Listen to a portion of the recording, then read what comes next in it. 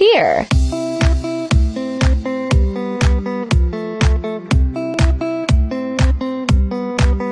We now have a vending machine for selling Catherine's Jersey ice cream.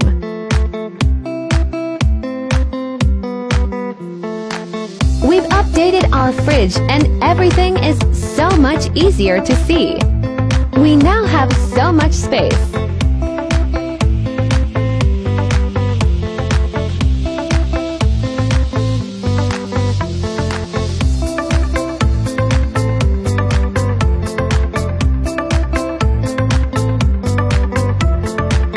Let's see how this works.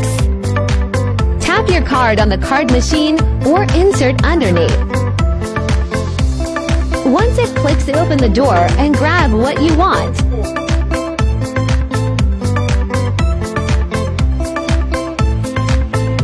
It will come up on the screen and then you close the door.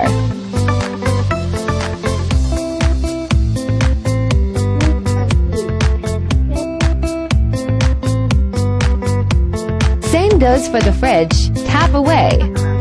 Select which door you'd like to open by tapping the screen above. The door will click open, and then you can pick out what you like.